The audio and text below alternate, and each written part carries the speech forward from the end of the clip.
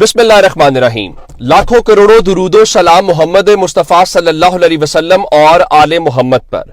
पाकिस्तान तहरीक इंसाफ को शाबाश दें। आज पाकिस्तान तहरीक इंसाफ ने जो सरप्राइज दिया है और अचानक सबको हैरान किया है, ये अक्लमंदी है। बहुत बड़े आज मंसूबे को उन्होंने नाकाम बना दिया है।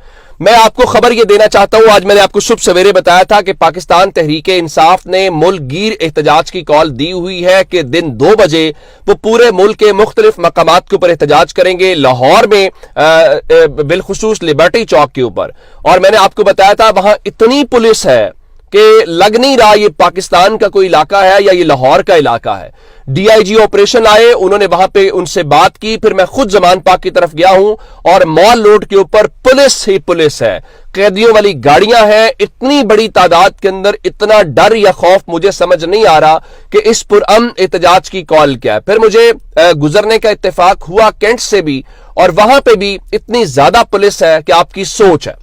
अब इसका मतलब यह था कि आज इन पुलिस वालों को खदशा यह था कि जनाब तहरीक इंसाफ के कारकुनान निकल सकते हैं, और पंजाब पुलिस की जानिब से यह कहा जा रहा है जी पंजाब भर में दफा 144 नाफिज है और हम इज्तिमात की इजाजत नहीं देंगे। यह कहना था, तो तहरीक इंसाफ कह रही है कि उनको मशकूक इत्तलात मौसूल हुई हैं और उनके मुताबिक मशकूक इत्तलात इस किस्म की है कि मुल्क में एक बार फिर दंगा या फसाद हो सकता था। वो तहरीक इंसाफ के एहतजाज की आड़ में था, जिसकी बुनियाद के ऊपर तहरीक इंसाफ ही जिम्मेदार ठहराई जाती, तहरीक इंसाफ के ऊपर ही मुकदमात बनते, तहरीक इंसाफ की ही गिरफ्तारियां होती और तहरीक इंसाफ को मजीद दीवार से लगाया जाता, या पाकिस्तान तहरीक इंसाफ को इस बारे में क्या कहते हैं कि पाबंदी की तरफ लेके चले जाते। लेकिन हुआ क्या कि पाकिस्तान तहरीक इंसाफ ने फौरी तौर पर अक्लमंदी का मुजाहरा किया, और अक्लमंदी का मुजाहरा क्या किया कि फौरी तौर पे जो आज उन्होंने 2 बजे एहतजाज की कॉल दी हुई थी, उस एहतजाज की कॉल को उन्होंने वापस ले लिया है। और जाहिर है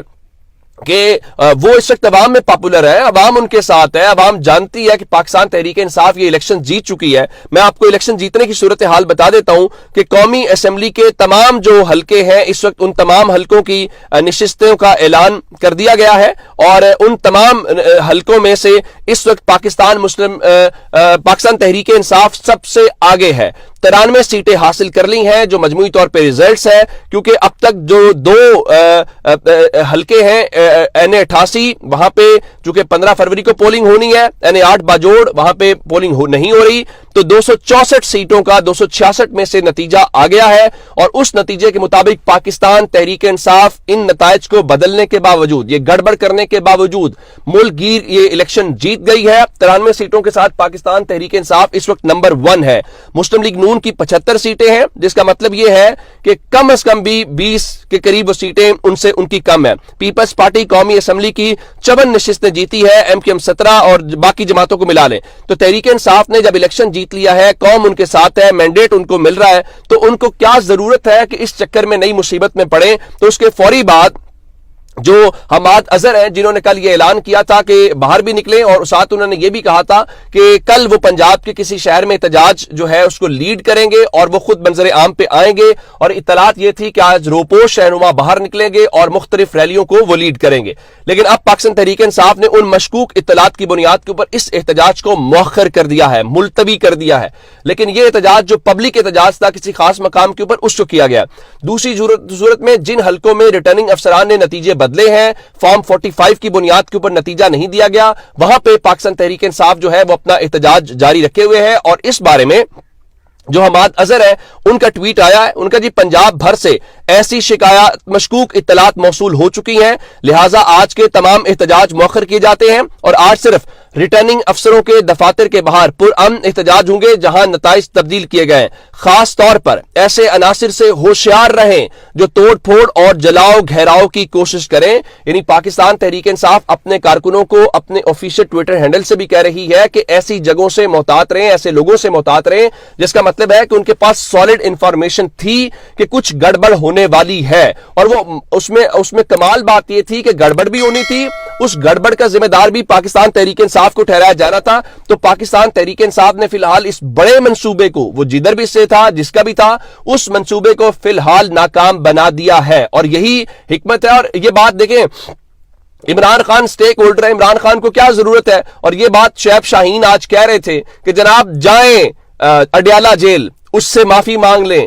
وہ فتح مکہ والے جو تھے ان کا پیروکار ہے, وہ ریاست مدینہ کی بات کرنے والا شخص ہے, تو جو آپ صلی اللہ علیہ وسلم کا پیروکار ہو وہ بدلے لینے پہ یقین نہیں رکھتا, وہ معافی دینے پہ یقین رکھتا ہے. ہمارے نبی کا یہی اس وقت آپ صلی اللہ علیہ وسلم نے یہی فرمایا تھا کہ سب کے لیے معافی, اپنے بدترین دشمنوں کو بھی معاف کیا. تو ہم سب تو ان کے اسوہ حسنہ کے اوپر عمل کرنے کی کوشش کرتے ہیں, اور یہی انہوں نے کہا کہ جاؤ عمران خان سے معافی مانگو. آپ لوگوں کی ایسے ہی ٹانگیں جو ہیں وہ کانپ رہی ہیں. اب ٹانگیں کیسے کانپ رہی ہیں, خبر سن لیں ذرا. N128 لاہور, ساری دنیا جانتی ہے کہ اون چودھری کیسے جیتے ہیں, اور یہاں پہ کیا کہتے ہیں کہ سلمان اکرم راجہ سب سے مقبول ہے. اب ٹی وی چینلز کو حکم دیا گیا ہے کہ اون چودھری کے حلقے کے اوپر تجزیے اور تبصرے نہ کیے جائیں. اکرام راجہ صاحب جرنلسٹ ہیں, ٹی وی سے منسلک ہے, لکھا ٹی وی چینلز کو حکم آیا ہے کہ اون چودھری کے حلقے پہ تجزیے اور تبصرے نہ کیے جائیں.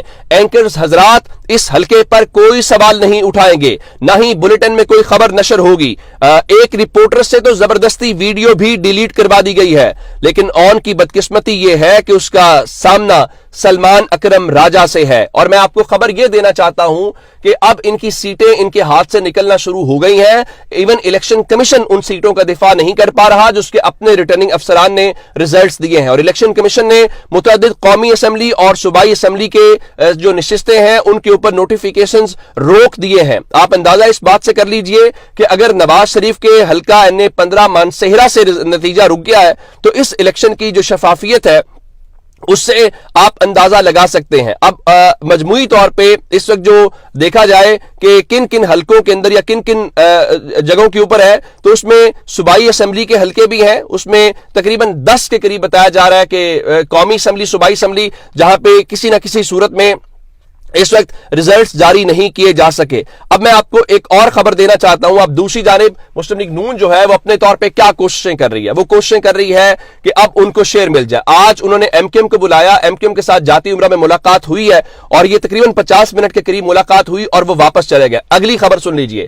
وہ نواز شریف جو کسی سے ہاتھ ملانے کی بھی روادار نہیں ہے, وہ نواز شریف صاحب جو ہے آج جائیں گے چوری شجاعت سے ملنے اور چوری شجاعت کی حمایت حاصل کرنے کی کوشش کریں گے. اس کی وجہ یہ ہے کہ حسین الہی کی یا سالک حسین کی جو نشستیں ہیں اس کی بنیاد کے اوپر یہ ہوگا, اور صرف یہ نہیں ہے کہ نواز شریف جائیں گے بلکہ اس کے علاوہ خبر آئی ہے کہ جو علیم خان ہے, علیم خان بھی آج چوری شجاعت حسین سے ملنے ان کی رہائش گاہ کے اوپر جائیں گے. اب پیپلز پارٹی کے ساتھ بھی ان کے مذاکرات ہو رہے ہیں, اور شور یہ مچ رہا ہے کہ وزیر اعظم پیپلز پارٹی سے ہوگا یا وزیر اعظم نون لیگ سے ہوگا. لیکن میں آپ کو لیٹسٹ ڈیولپمنٹ دے دیتا ہوں کہ پیپلز پارٹی والے بڑے سیانے ہیں, انہوں نے ان کے سامنے وزارت عظمیٰ رکھی ہے, اور اس کے ساتھ انہوں نے کل اپنی جو سینٹرل ایگزیکٹو کمیٹی ہے اس کا اجلاس اسلام آباد میں بلا لیا ہے. کل دن دوپہر 2 بجے زرداری ہاؤس جو اسلام آباد ہے وہاں پہ پیپلز پارٹی اپنی سینٹرل ایگزیکٹو کمیٹی کا اجلاس کرے گی, اور اس اجلاس کے بعد ساری صورتحال واضح ہوگی. اس کی وجہ کیا ہے؟ نواز شریف نے وکٹری سپیچ کر کے اپنا ترپ کا پتہ پھینکا, اور اس ترپ کے پتے کا مطلب یہ تھا کہ وہ پہلے ہی اپنے آپ کو یہ تاثر دے رہا تھا کہ میں وزیر اعظم بن رہا ہوں, اور ساتھ ہی انہوں نے اسٹیبلشمنٹ کو سگنل دیا کہ میں یہ حکومت دینے کے لیے, سنبھالنے کے لیے مکمل طور پہ تیار ہوں. تو عمران خان جو اس وقت دیکھیں, آپ ذرا نتیجہ نکال کے یوں دیکھیں, اس وقت نمبر 1 جماعت پاکستان تحریک انصاف ہے, لیکن یہ تاریخ میں پہلی بار کسی ملک میں ہوا ہوگا کہ نمبر 2 والی جماعت جو ہے وہ وکٹری سپیچ کر رہی ہے, نمبر 2 والی جو جماعت ہے وہ دعویٰ کر رہی ہے وہ حکومت بنانے جا رہے ہیں. لیکن چلے اگر آپ ایسے دعویٰ کرنا چاہتے ہیں تو آپ کو کوئی روک تو نہیں سکتا.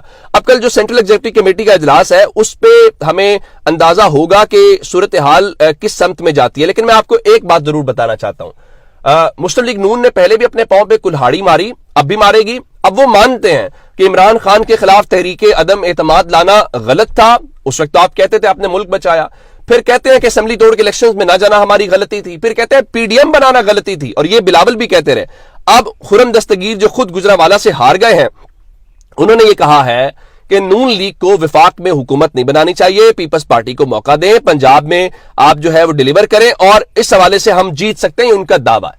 یہ وہ تجویز ہے. لیکن خرم دستگیر چونکہ خود نشست ہار گئے ہیں, شاید وہ اس لیے چاہ رہے ہیں, لیکن ان کو یہ نہیں پتا جس طرح مچھلی پانی کے بغیر نہیں رہ سکتی، اس طرح شریف خاندان اقتدار کے بغیر نہیں رہ سکتا۔ آپ اگر ان کو پاکستان میں رکھنا چاہتے ہیں تو آپ کو انہیں اقتدار دینا پڑے گا، ادروائز دوسری صورت میں وہ پاکستان نہیں رہ سکتے۔ وہ پاکستان کے اندر وہ دیکھیں نا، اس ایم کے ایم کے ساتھ بھی وہ ملنے کو تیار ہے، وہ فضل الرحمان کو بھی ملا لیں گے، وہ کسی کو بھی ملا لیں گے، لیکن یہاں ان سب کا ایک ہی دشمنی یا ایک ہی بغض ہے، اور وہ عمران خان ہے۔ اور عمران خان کے بغض یا دشمنی میں کسی بھی حد تک جانے کے لیے یہ شعیب شاہین کہہ رہے تھے کہ ایک شخص کی دشمنی میں اس ملک کے اداروں کو اس حد تک تباہ نہ کیا جائے، لیکن ظاہر ہے اس وقت کوئی سمجھنے کو تیار نہیں ہے۔ پاکستان کے بڑوں کو سمجھنا چاہیے، فیصلہ ساز جو لوگ ہیں ان کو یہ سمجھنا چاہیے کہ اس وقت مقبول کون ہے، اس وقت قوم مینڈیٹ کس کو دے رہی ہے، قوم کا فیصلہ کس کے حق میں ہے۔ اگر آپ اس کے خلاف چلنا چاہتے ہیں یا اس سے ہٹ کے کوئی نتیجہ لانا چاہتے ہیں تو آپ کو کوئی روک نہیں سکتا۔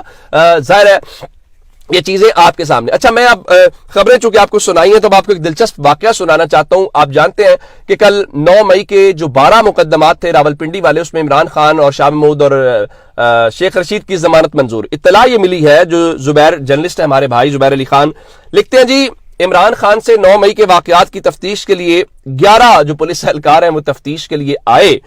تو ایک پولیس افسر نے عمران خان سے کہا کہ آپ یہ بتائیں کہ جو 9 مئی کی آپ کی گرفتاری تھی، آپ نے اپنے کارکنوں کو یہ کیوں نہیں کہا تھا کہ اگر آپ گرفتار ہو جاتے ہیں تو آپ نے پرامن رہنا، یعنی آپ نے ان کو پرامن رہنے کی تلقین کیوں نہیں کی تھی؟ تو عمران خان نے اس سوال کا جواب دینے کی بجائے اس افسر کو کہا کہ مجھے یہ بتاؤ میں تمہاری پولیس کو کیسے ٹھیک کر سکتا ہوں۔ اب اندازہ عمران خان کے کانفیڈنس کا کریں اور عمران خان کی اپروچ کا کریں۔ آپ کو یاد ہوگا لاہور میں جو جی آئی ٹی بنی تھی، ان جی آئی ٹی نے یہ الزام لگایا تھا یا ان کا یہ دعویٰ تھا کہ عمران خان نے جے آئی ٹی کے اہلکاروں کو یہ کہا ہے کہ مجھے تمہارے نام شکلیں یاد ہیں، اور ہمیں ڈرایا دھمکایا گیا۔ اس کے اوپر باقاعدہ ریٹن درخواست بھی آئی تھی۔ گو کہ اس جی آئی ٹی میں عمران خان کے ساتھ جو شخصیت موجود تھی، میں نے وہاں پہ اپنے ذرائع سے چیک کیا تھا، ان کے مطابق عمران خان نے بڑے تحمل سے جواب دیے ہیں۔ یہ امپریشن کریٹ کیا جا رہا ہے کہ عمران خان ڈرا دھمکا، لیکن یہ عمران خان نے ضرور کہا کہ یہ چھوڑو، مجھے یہ بتاؤ میں تمہاری پولیس کو کیسے ٹھیک کر سکتا ہوں۔ اپنا بہت سارا خیال رکھیے گا، خدا حافظ۔